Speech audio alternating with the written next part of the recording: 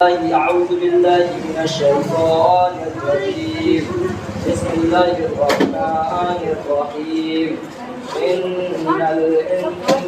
المفسرين كانوا إخوان الشياطين. السلام عليكم.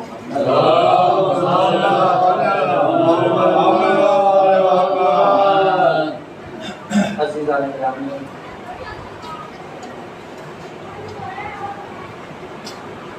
جس آیت کو آپ سب کے درمیان پیش کیا ہے وہ سورہ بنی اسرائیل کی آیت نمبر 27 ہے کہ جس میں پروردگار عالم ارشاد فرما رہا ہے ان المبذرین کانوا اخوان الشیاطین، بے شک فضول خرچی کرنے والے بھائی ہیں شیطانوں. پروردگار عالم قرآن مجید میں منع فرما رہا ہے کہ فضول خرچی انسان نہ کرے. یہاں پہ بیان ہو رہا ہے کہ فضول خرچی کرنے والے بھائی ہیں شیطانوں کے، یعنی جو انسان فضول خرچی کرتا ہے وہ بھائی ہے شیطان کا. محمد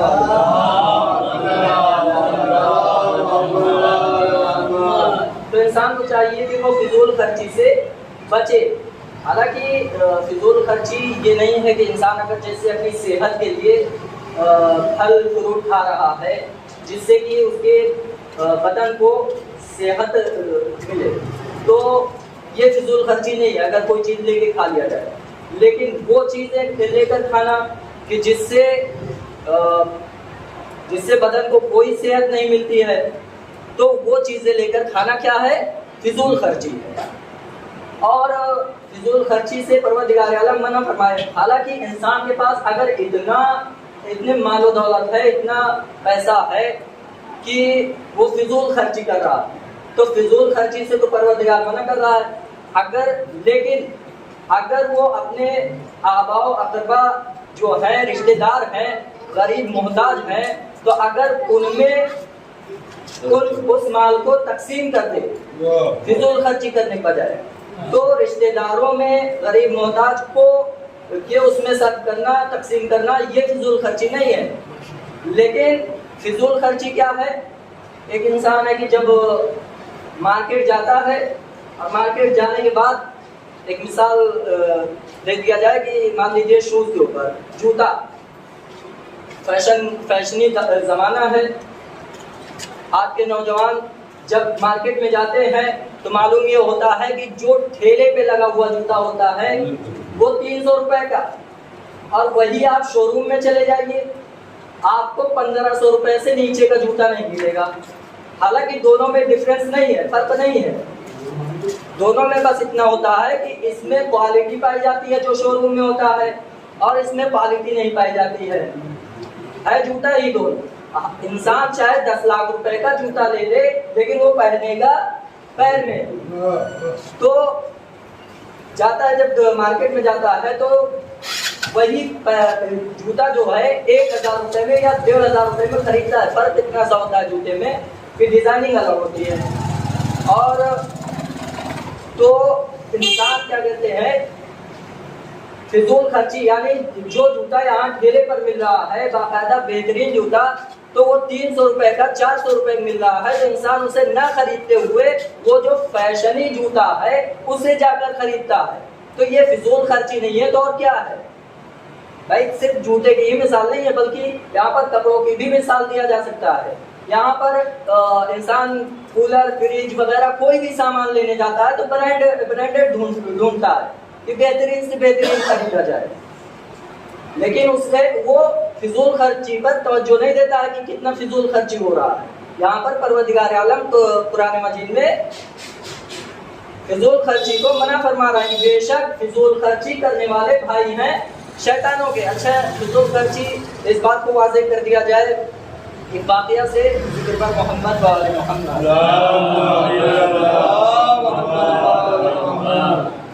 کہ ایک مرتبہ پیغمبر اسلام صلی اللہ علیہ وآلہ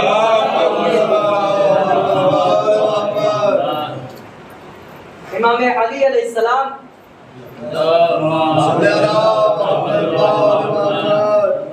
جاتے ہیں اور ایک خلعت لے کے آتے ہیں. پیغمبر اسلام کے کہنے پر امام علی علیہ السلام جاتے ہیں اور ایک لباس لے کے آتے ہیں پیغمبر اسلام کے لیے. اب جب کتنے درہم کا لے کے آئے؟ 12 درہم کا. 12 درہم کا امام لباس لے کر آئے اور پیغمبر اسلام کو دیا کہ آپ کے لیے لباس لائے ہیں. اب پیغمبر اسلام نے کہا اتنا مہنگا لباس میں نہیں پہن سکتا، اس لیے کہ ظاہر بات تاریخ اسلام میں اٹھا کر دیکھا جائے تو پیغمبر اسلام کی زندگی سادگی زندگی کے ساتھ گزارا کرتے تھے، ایک دم سادہ سی زندگی گزارا کرتے تھے پیغمبر اسلام. تو وہ اتنا مہنگا لباس کیسے پہن سکتے ہیں؟ تو پیغمبر اسلام نے کہا کہ واپس جاؤ اس دکان پر اور اسے واپس کرو. اگر وہ پیسہ واپس کر دے تو ٹھیک ہے، اور اگر نہ واپس کرے تو بھی کوئی حرج نہیں ہے. تو ایک مرتبہ امام علی علیہ السلام اس دکان پر واپس جاتے ہیں کہ جس جگہ سے اس خلعت کو، اس لباس کو خریدا تھا.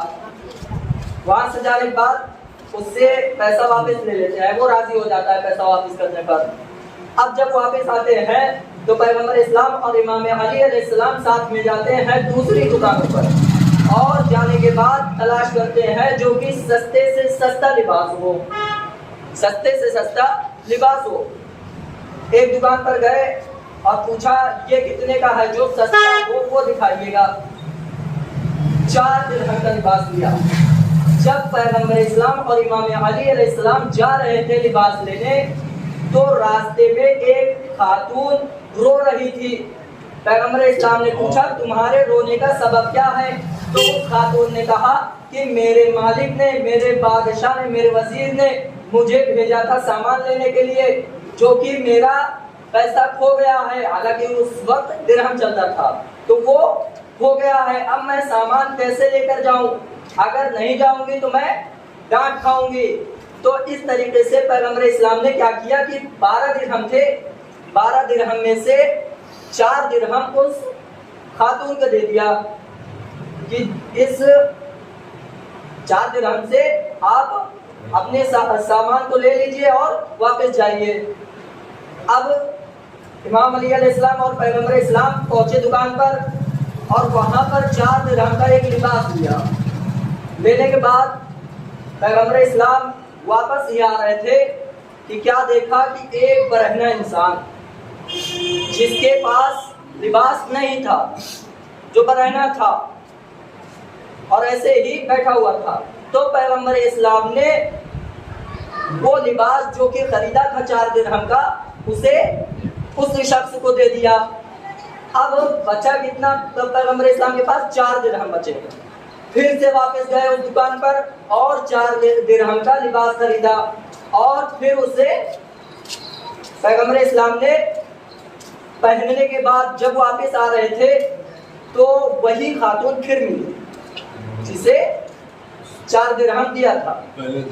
جی، تو اس کے بعد اس سے پوچھا کہ اب تمہارے رونے کا سبب کیا ہے، ابھی تک آپ واپس نہیں گئی؟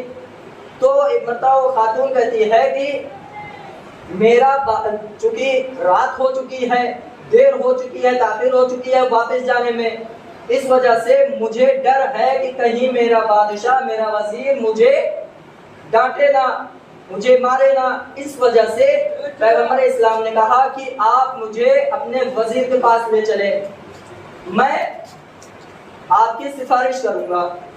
اب پیغمبر اسلام اور امام علی علیہ السلام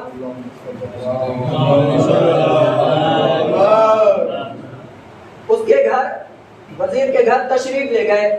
جیسے ہی دروازے پر پہنچے کہا اے اہل خانہ سلام ہو آپ پر.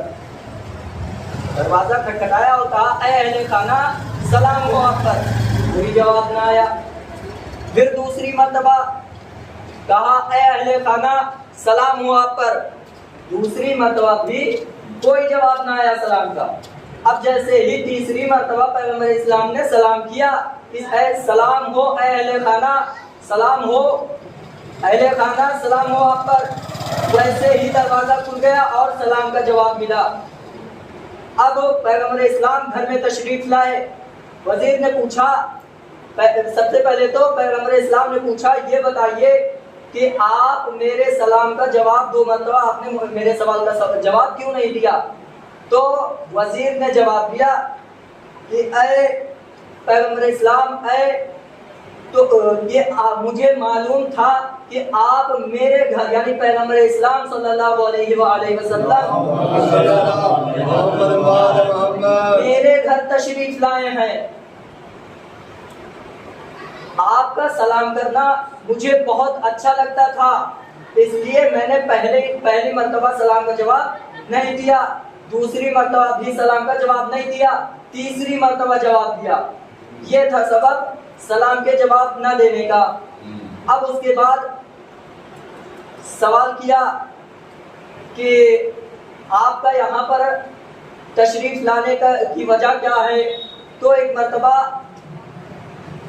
پیغمبر اسلام نے وہ واقعہ بیان کیا کہ جو گزر چکا تھا، جو اس خاتون کے ساتھ گزر چکا تھا۔ تو پیغمبر اسلام نے کہا میں اس کی سفارش کے لیے آیا ہوں۔ اب اس وزیر نے کہا آپ ہمارے گھر پر تشریف لائے ہیں، اس خوشی میں میں اس کنیز کو آزاد کرتا ہوں۔ اس وزیر نے اس کنیز کو آزاد کر دیا، اس غلام کو آزاد کر دیا جسے کنیز بنا کر رکھا تھا۔ دیکھیے یہاں پر صرف 12 درہم تھے۔ 12 درہم سے دیکھیے کہ اس جو واقعہ ہے اس سے درس کیا نکلتا ہے، درس کیا ملتا ہے کہ فضول خرچی سے ایک تو بچا گیا۔ اگر 12 درہم کا ہی لباس امام علی علیہ السلام لا کر دے دیتے اور پیغمبر اسلام تسلیم کر دیتے، اسے پہن لیتے تو یہ واقعہ نہ گزرتا، یہ واقعہ نہ ہوتا، اتنی لوگوں کی مدد نہ ہوتی۔ تو 12 درہم تھے، 12 درہم میں 4 درہم اس خاتون کی مدد، 4 درہم سے اس برہنہ انسان کو ایک لباس مل گیا، اور 4 درہم میں ہی پیغمبر اسلام نے بھی اپنے لیے لباس لے لیا۔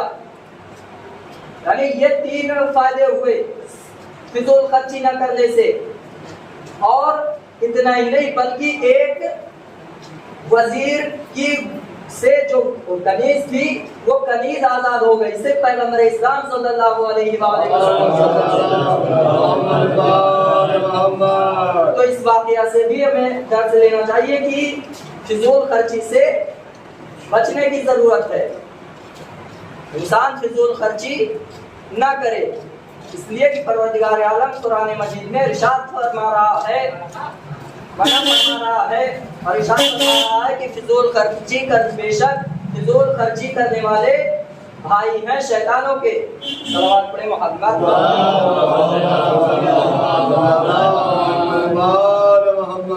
مرتبہ صلوات پڑھیں۔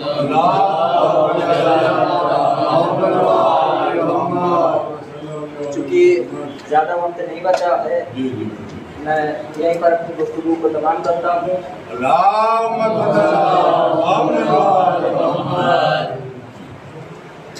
آخر میں بارگاہ خدا وندی سے دعا گو ہیں، پروردگار تجھے واسطہ محمد کا جتنے بھی انسان جہاں بھی بیمار ہیں انہیں شفائے عافیت عطا فرما۔ پروردگار تجھے واسطہ محمد و آل محمد کا جو بھی جہاں بھی انسان پریشان ہے ان کی پریشانی کو دور عطا فرما۔ پروردگار تجھے واسطہ محمد و آل محمد کا جو بھی انسان جہاں بھی بے لباس ہیں انہیں لباس عطا فرما۔ پروردگار تجھے واسطہ محمد و آل محمد کا ہمارے بعد امام زمانہ کے ظہور میں تعجیل عطا فرما اور ان کے صحابہ و اصحاب شمار